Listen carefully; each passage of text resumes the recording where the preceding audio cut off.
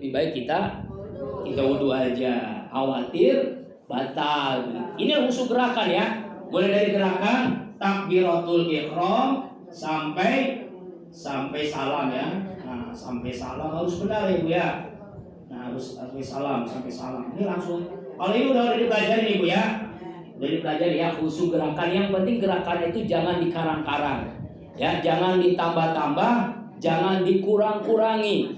Ya, apa yang diajarkan guru kita ikutin. Contoh misalnya, ketika tahiyat ya pasti beda-beda. Coba ya kalau yang pernah jamaah lagi sholat, yang pernah haji umroh itu misalnya orang India atau orang lain gitu apa negara lain. Itu kan beda Bu, ada yang dari awal begini terus, ada yang dari awal begini terus, ada yang begini terus, ada yang begini.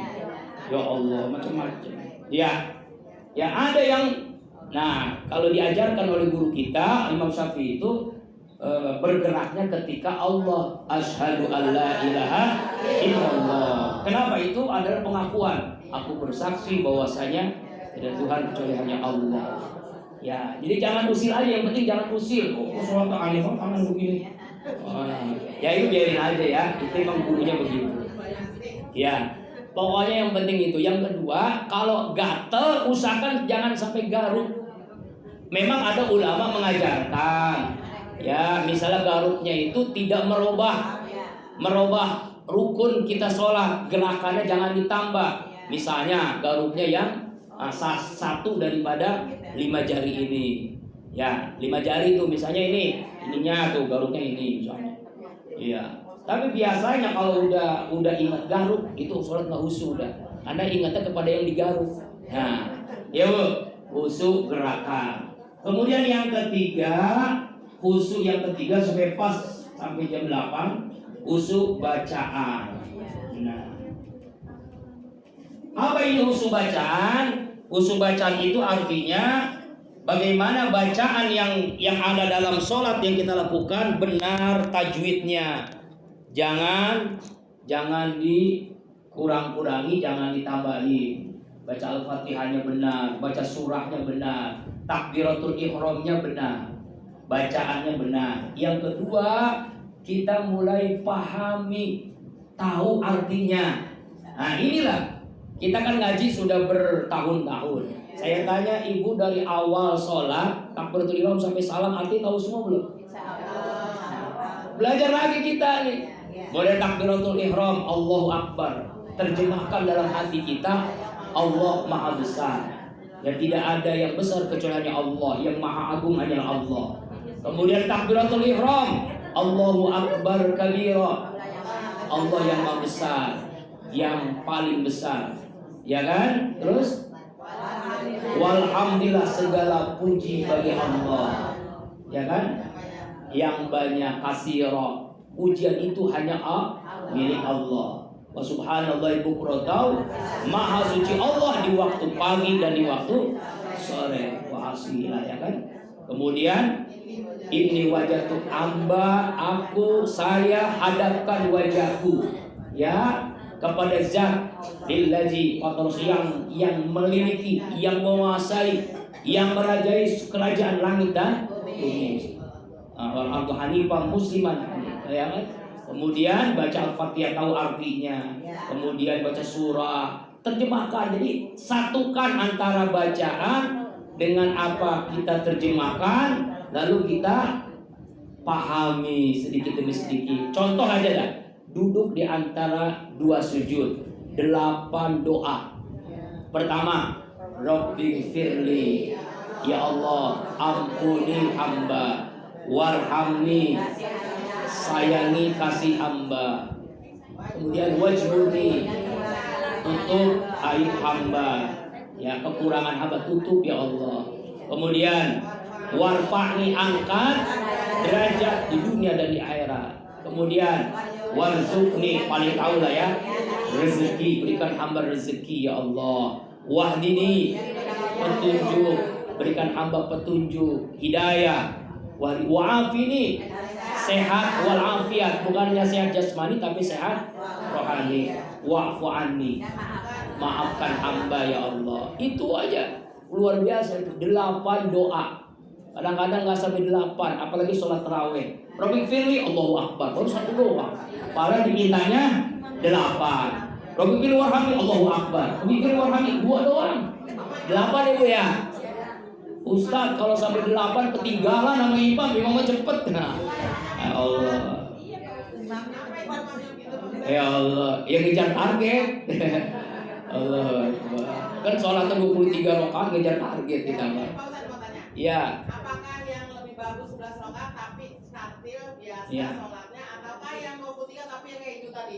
Al-Fatihah juga sepotong, imamnya udah ruku, tapi yang 11 itu benar-benar khusyuk. Jadi mana tuh yang lebih baik? Yang lebih baik 23 rakaat yang khusyuk. Iya, ada di Masjid Az-Zikra, di Masjid Nabawi, Masjidil Haram. Iya emang Bu, ya Allah, kita ini itulah karena ibadahnya target. Ya Bu ya, yang penting selesai ya gitu. Bukan karena kita perbaiki lagi Bu ya. Khusyuk bacaan sholat, mulai dari bacanya benar, tahu artinya, pahami, hayati. Kemudian yang berikutnya, sedikit lagi ya. Yang keempat, khusyuk pikiran. Nah, khusyuk pikiran. Apa ini maksudnya? Khusyuk pikiran ini artinya pikiran yang ada di dalam akal kita, otak kita itu tertuju kepada sholat. Jangan sampai ke perbuatan selain sholat kita tinggalkan, kita lupakan. Jangan menerawang kemana-mana.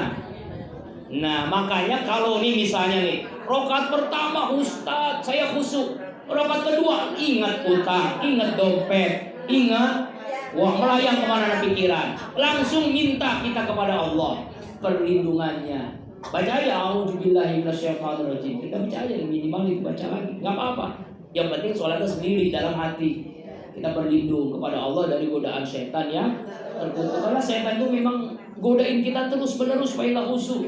Memang untuk khusyuk 100% perlu susah, sulit. Tapi minimal 50% khusyuk aja. Dari 4 rakaat, 2 rakaat aja khusyuk. Oh alhamdulillah kan, udah meningkat. Zuhur 2 rakaat khusyuk, asar 3 rakaat, ya kan? Maghrib apalagi 3 rakaat yang khusyuk. Kemudian nanti isya full khusyuk. Oh alhamdulillah. Ya. Nah tadi bagaimana supaya pikiran kita khusyuk? Itu enggak mesti Bu. Kalau kita kan bacanya 3 kali ya Bu ya. Subhana Rabbil Azim wa bihamdi. Subhana Rabbil Azim. Boleh nggak baca lebih? Boleh, sangat boleh. Jadi nggak mesti 3. Boleh nggak 100? Boleh. Iya kalau kuat mah, karena itu sunnah kan? Sunnah. Ya Bu. Yang caranya dari yang emang saya Rasulullah SAW sholat nih. Beliau sholat tahajud. Rakaat pertama setelah Al-Fatihah itu Al-Baqarah. Berarti sekitar 200 ayat kan? Rukunya nih Bu, rukunya tuh sepanjang beliau berdiri. Kira-kira berapa lama tuh? Kalau berdirinya 1 jam, berarti rukunya juga tidak mungkin. Kalau ruku 1 jam nggak mungkin, bacaannya cuma sekali, nggak mungkin. Masa? Atau 3 kali, Subhana Rabbil Azim wa bihamdi 3 kali, paling cuma berapa menit? Berarti kan bacanya banyak ya. Nah, itulah supaya khusyuk. Khusyuk itu adalah berkali-kali. Sama seperti orang main sepak bola atau main apa kan? Dia supaya golin itu kan berkali-kali dia nendang. Ya Bu, ya kan? Ya berkali-kali dia belajar lagi berkali-kali. Ngaji pun berkali-kali kan? Baca Al-Quran berkali-kali. Nah seperti khusyuk itu adalah dapatnya khusyuk bisa jadi ketika ibu membaca Subhana Rabbil Azim wa bihamdi ke 30 kali. Bisa jadi Subhana Rabbil Azim wa bihamdi pikiran masih menerawang, yang kedua masih menerawang, ketiga masih kemau. Terus baru dapat ke 30 kali. Bisa jadi kan? Kalau sholatnya sendiri, kalau jadi imam ya nggak bisa. Ya ini kan supaya khusyuk, latihan khusyuk itu begitu. Jadi khusyuk pikiran latihannya bagaimana? Berkali-kali kita baca. Itu insya Allah khusyuk pikiran. Nah kalau melayang pikiran kita, kembali lagi ke sholat yang kita sadari kita lagi sholat. Sadari kita sedang ngobrol. Ibu ngobrol sama suami, suami cuek, ya kan? Berarti dia nggak khusyuk tuh. Nah, kita lagi ngobrol sama Allah, pikiran kita melayang kemana-mana. Ya Allah, kami mohon ihdinas siratal mustaqim. Tapi pikiran kita ke hutang, pikiran kita ke anak, ke cucu. Nah, gimana ngobrol kita dicuekin sama Allah kan? Makanya iyyaka na'budu, apa artinya? Kepadamu ya Allah. Na'budu engkau. Iyyaka itu artinya kamu. Berarti kamu kan dekat banget kan?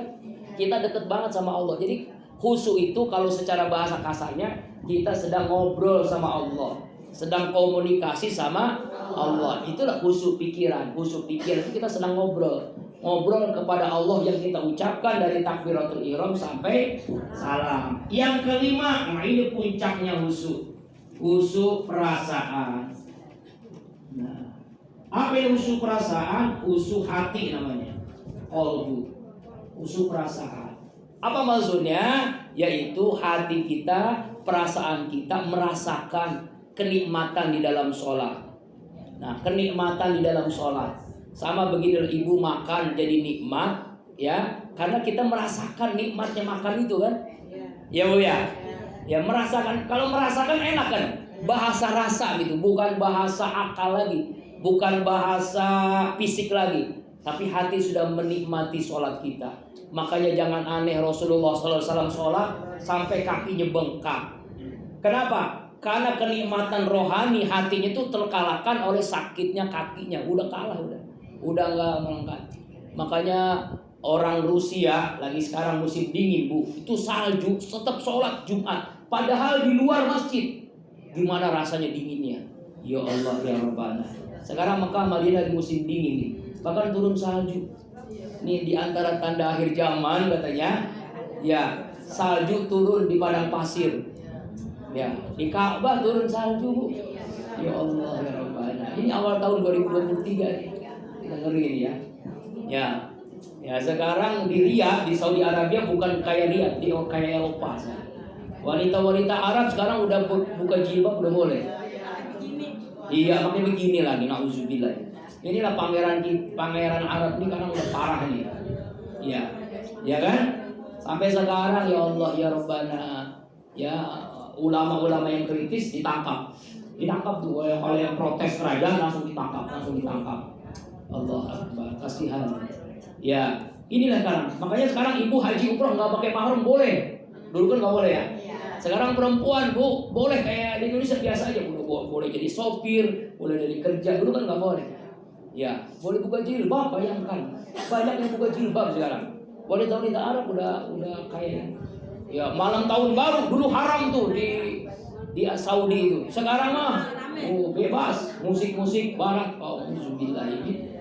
Itulah udah ngeri kita. Apalagi kalau Mekah masih udah haram, masih Nabawi sudah begitu, waduh. Udah tanda akhir zaman ya Bu ya. Makanya diharapkan kebangkitan Islam itu dari kita orang Indonesia. Nah, khusyuk perasaan adalah merasakan kenikmatan sholat. Kalau udah nikmat sholat, bisa berlama-lama sujud kita. Makanya waktu itu kayaknya singkat banget. Baru tadi bangun jam 2, tahu-tahu udah subuh. Nah, bisa nggak Ibu menikmati itu? Mudah-mudahan ada insya Allah. Makanya saya ngundang nih Bu, sebulan sekali jam 3 tahajud berjamaah. Kali-kali dong hadir. Ya, setiap bulan Ahad kedua, Minggu kedua itu datangnya jam 3. Karena dari jam 3 itu kita sholat tahajud berjamaah sampai subuh. Selesai subuh kita baca 7 surah. Apa itu? Yasin, Ar-Rahman, Waqiah, Al-Mulk, Al-Muzammil, Surah Jin dan Surah Al-Fajr. Setelah itu tausiah, zikir, jam 8 seperti selesai. Tuh, ya. Alhamdulillah dari Al-Quran penuh kemarin. Di rumah masing-masing. Ya mudah-mudahan bulan depan 12 Februari bisa hadir kali-kali Bu ya. Ngundang terus saya, pokoknya Ustaz mah ngundang terus, mau hadir mau enggak apa-apa. Yang penting ngundang kan, ngajak terus ya. Hadir kali-kali Bu ya, kali-kali aja. Kalau nggak sanggup jam 3 datang, habis subuh nggak sanggup jam 6 datang nggak apa-apa. Yang nggak sanggup jam 7 datang nggak apa-apa, jam 8 datang nggak apa-apa, udah selesai. Ya Bu ya, insya dekat banget Al-Kohar dengan Pohon Salim hanya berapa meter dari sini ya. Ya sering ngelewatin ya Bu ya, insya Allah hadir. Gampang, sebulan sekali. Minggu kedua, Ahad kedua. Nah, insya Allah. Kita ulang ya. Untuk mencapai khusyuk ada 5. Pertama, khusyuk persiapan. Yang kedua, khusyuk gerakan. Yang ketiga, khusyuk bacaan. Yang keempat, khusyuk pikiran. Yang kelima, khusyuk perasaan atau khusyuk hati. Kalau ini kita capai semuanya, insya Allah Allah berikan karunia khusyuk dalam sholat kita. Amin. Ya Allah ya Rabbal. Dan demikian. Ada pertanyaan, kalau nggak langsung